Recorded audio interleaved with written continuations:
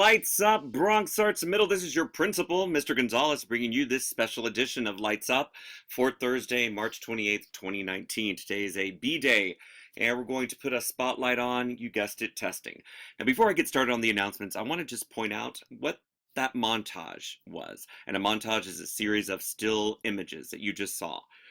What I'm trying to show there is that, of course, testing is a controversial subject in our country. Many people think there's too much. Many people think we need to back off, that there needs to be an option to opt out.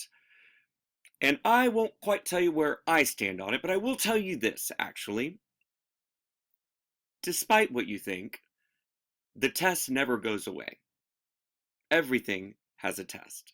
And as you get older, the test and the results and the stakes just keep getting higher and higher and higher. Testing never goes away. So if you put it off today, it doesn't mean it's not going to be there. And as you guys already know, this test already is going to play a part in your high school decision. That's right. Because if you opt out to take tests in middle school, you then are going to opt out of many high schools that will want to see your 7th grade scores in their decision process. So think about that. So if you opt out now, that's going to be a year less of practice that you're going to have. So you might as well just take it and do it, because you only get better by doing it. 3 days, and what we have learned from Mindset Works is that the more you test, the better you get. We reminded you that our test covers just these items, and you never need to be afraid or think, oh, what are they going to think of me? This is going to put me in a different place. No, it definitely does rank you, and you have to do your best, but it's just to show how much you know. You learned also about keeping your brain healthy, because a fed brain is a better brain, and that the foods we eat make a difference. Also, hydrating with lots of water keeps your brain where it needs to be. Sleep and rest are also important, because that is when your brain actually gets stronger. And we know that a rested brain concentrates better and longer. So you need 9 to 10 hours a night, every night, to make your brain at its peak shape. Testing anxiety produces fight or flight syndrome.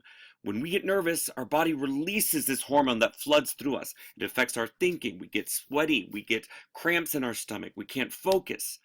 Well, what you do is you combat that with a calming strategy. And that's what I mean about the more you test, the better you get. When you use these strategies more and more, like square breathing, which is just breathe in for 4, hold, then exhale for 4, and hold again, that helps you calm down. Literally, just 1 or 2 times doing that, it brings your heart rate down. When you exercise and bring new oxygen into the blood, and I mean just even a short little burst of energy and movement, that helps fight or flight go away. So does positive self-talk, telling yourself you can do it, an effective effort when you keep chipping away at it and never stopping and never quitting.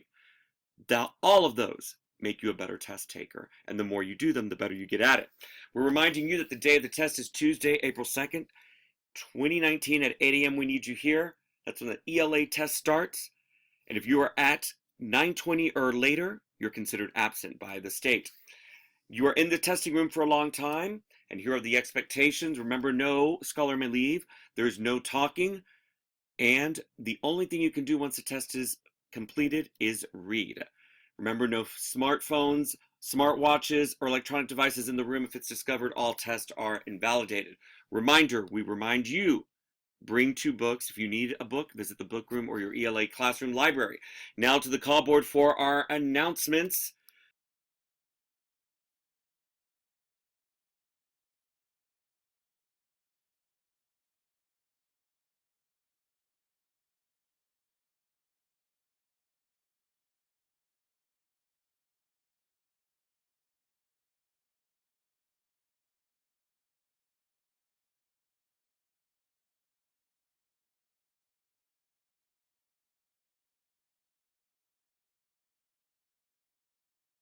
Before you go, please always put those chairs up. And now, the Battle of Advisories for Parent Surveys. Let's get ready to rumble! Here are the places of percentage of surveys turned in. In 6th place,